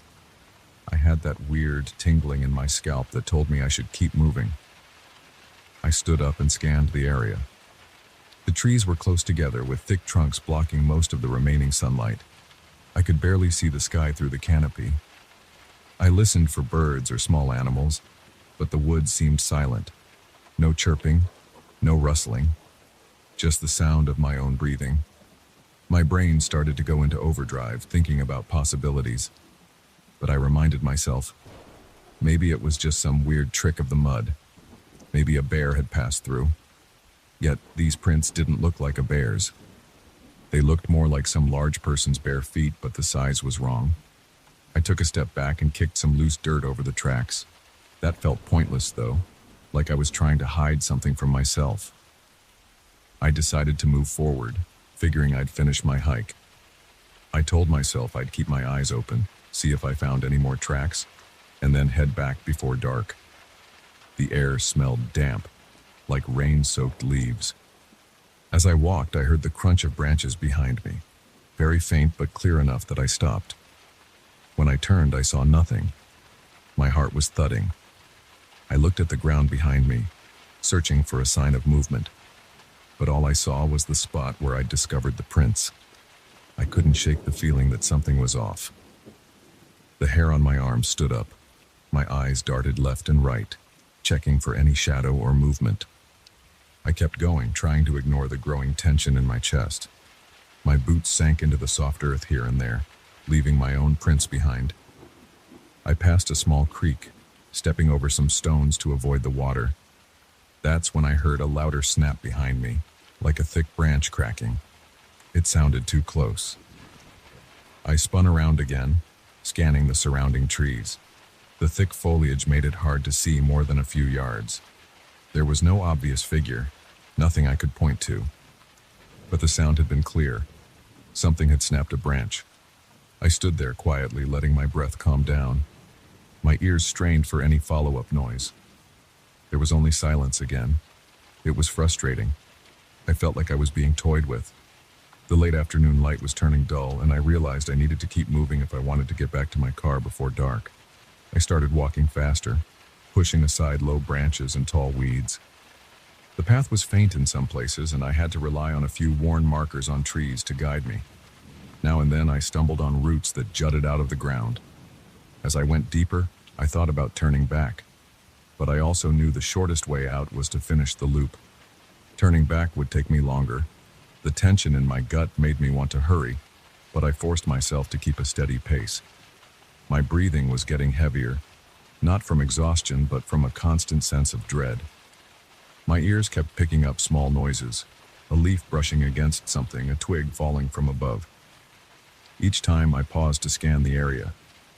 Each time I saw nothing. About half a mile in, I spotted another set of those footprints. They were off to the side of the trail near some ferns.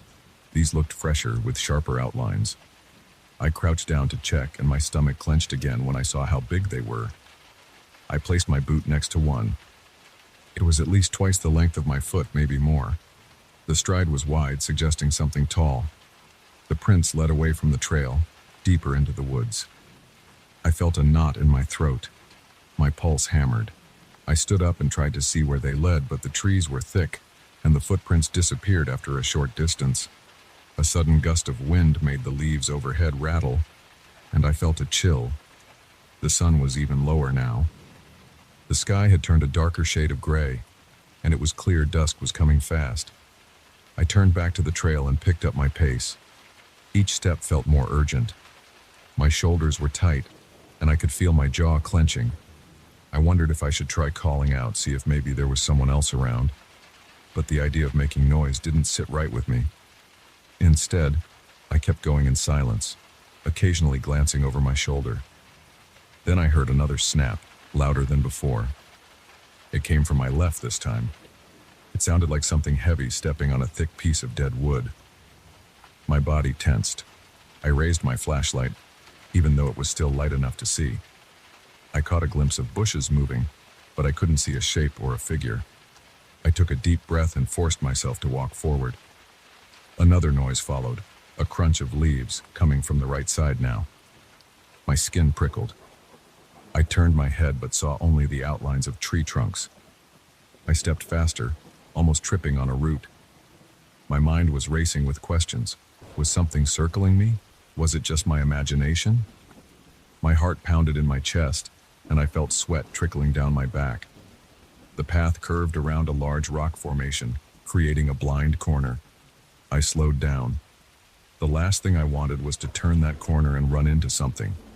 I crept forward, flashlight in hand, shining it near the rock's edge. The beam caught moss and scattered leaves, but no movement. I stepped around the rock. The trail ahead looked clear, just more trees and brush. Still, I felt exposed. My body wanted to run, but my brain insisted on caution. I forced myself to keep a steady stride. My breathing was shallow and my muscles felt tight. The tension in my neck was giving me a headache. I could feel my pulse in my temples. I tried to focus on each step, thinking if I stayed calm, maybe I'd hear something move again. But everything was quiet. That silence was worse than the noise. It left me imagining all sorts of things in the corner of my mind. About another quarter-mile passed before I saw the next odd sign. A cluster of branches lay broken on the trail. They were thicker than my wrist. They looked fresh, with the inner wood still moist and pale. It was like something had snapped them recently and just tossed them aside. I looked around for footprints, but I only saw my own. The trees on both sides were dense, and the ground was layered with old leaves. I felt my adrenaline spike again. The hair on my arms stood up and my breath caught in my throat. I tried to gather my thoughts and made myself keep moving. Another snap echoed behind me after a few steps, this time sounding more deliberate, like a foot pressing down on something. My hands shook a bit, so I tightened my grip on the flashlight to steady them. I turned around, shining the light back down the trail.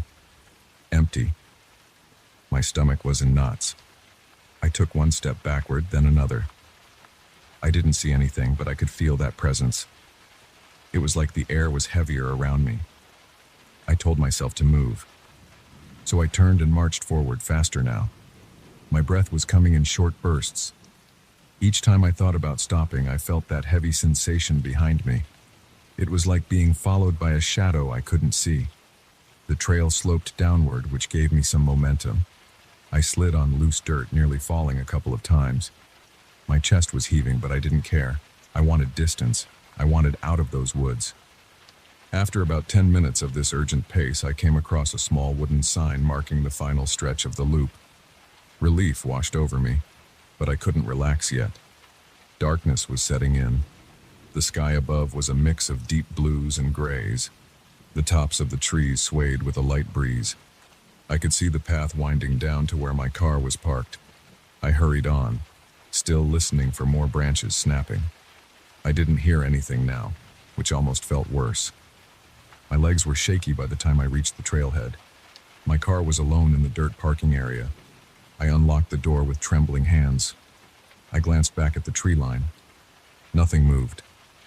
I slid into the driver's seat and shut the door, locking it. My chest rose and fell rapidly. I stared at the edge of the woods for a moment, half expecting to see a towering figure step out. But all I saw were trees and shadows. My fingertips tingled from how tense I'd been gripping my flashlight. I started the engine and backed out, trying not to look at the rearview mirror. Part of me wanted one last glimpse just to confirm I wasn't imagining things. But my rational side won out. I drove away, keeping my eyes on the road. My mind replayed every broken branch, every heavy footstep, every giant print. The knot in my stomach loosened a bit once I got onto the main road, but my hands were still shaky on the steering wheel. I pulled into a gas station about 20 minutes later because I needed a moment to breathe and clear my head. I parked near the far side of the lot and cut the engine. My body felt exhausted, like I'd run a marathon. My shirt was damp with sweat, clinging to my back and shoulders. I leaned my head against the steering wheel, trying to calm my breathing. The fluorescent lights of the gas station felt harsh, but in a weird way, they were comforting. Normal life was happening all around me. Cars pulling in, people filling up their tanks, some folks walking in and out of the small convenience store. I looked down at my muddy boots and thought about the prints I saw. The memory of those massive footprints wouldn't leave me. I could still see the shape of them, the depth, the width. I could still feel the presence of something that shouldn't be there. I stepped out of the car to stretch my legs. A cool breeze brushed against my skin. My breath came a little easier. I checked my phone and saw a bunch of missed notifications, but I didn't open them. Instead, I just stood by my car for a minute, rubbing my neck. My muscles felt stiff, and my head still throbbed a bit. I thought about whether I should tell someone about what happened. Then I realized I didn't have anything concrete to report. No actual sighting, no photo, nothing except big footprints in the mud and snapping branches that might have come from a large animal. I thought about heading back sometime in the future with better equipment, maybe a camera, but the idea of returning sent a shiver through me. I got back in my car and switched on the engine. As I pulled out of the station, I couldn't stop glancing in my mirrors, half expecting to see something looming in the distance. But there was nothing except the glow of streetlights and passing cars. Traffic was light, and I made it home without any more strange incidents. When I reached my place, I parked out front and turned off the engine. I sat there for a moment, gazing at my front door. My house looked welcoming, with a small porch light casting a warm glow. I grabbed my gear and stepped onto the sidewalk. The neighborhood was quiet, but it felt different from the woods. Here, I could see everything around me. There were no tall trees blocking the sky. There were no hidden corners full of shadows. Inside, I placed my boots by the door and tossed my pack on a chair. My clothes stuck to me, so I peeled them off and changed into something dry. My body was still in that tense state, like an aftershock of adrenaline. I drank a glass of water in the kitchen, feeling the cool liquid soothe my dry throat. I thought about the enormous footprints and the snapping branches. I could still recall the cold mud under my fingertips when I examined that first print. I stood in my kitchen, eyes on the floor, replaying it all. I remembered the weight on my chest when I realized those footprints were real. My throat felt tight again. I decided to just stand under a hot shower for a while, hoping the steam would help me relax. But even as the water pounded my shoulders, I kept remembering the sounds and the silence. The weird silence that fell after each snap, as if something was waiting for me to react. I tried to focus on the present. I tried to feel the warmth of the water. Eventually, my heart rate settled to a more normal pace. That night, I lay in bed with the covers pulled around me. My window was cracked open, letting in a mild breeze. I listened to the typical noises of my neighborhood, an occasional car passing, the hum of distant air conditioning units. Every time I heard the slightest creak or rustle, my mind flashed back to those woods. My body tensed, ready for something to come crashing through. But of course it never did. I must have drifted off at some point, because the next thing I remember is waking up to a dim morning light. I rolled out of bed, feeling aches in my muscles from all that tension the day before. I stood there for a second, rubbing my stiff neck. I felt a small wave of relief, realizing I was home, safe, and that the day ahead involved normal routines. But I still catch myself thinking about that trail. The image of those huge footprints is locked in my mind. The way they dwarfed my hand and boot. The way the branches kept snapping behind me when nothing was there. Sometimes I wonder if I should talk to a ranger or someone who knows more about wildlife in that area. Maybe they'd tell me it's just a large bear or some strange set of overlapping tracks. But I know what I saw. I know how those prints looked.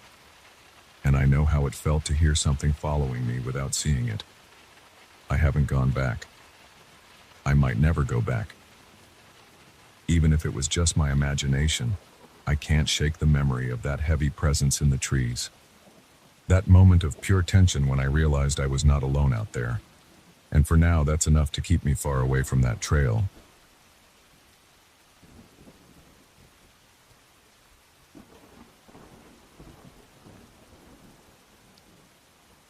I started that night feeling a dull ache in my legs. I had been on my feet for hours, pacing back and forth through the old subway tunnel. I worked alone, which gave me a sense of control,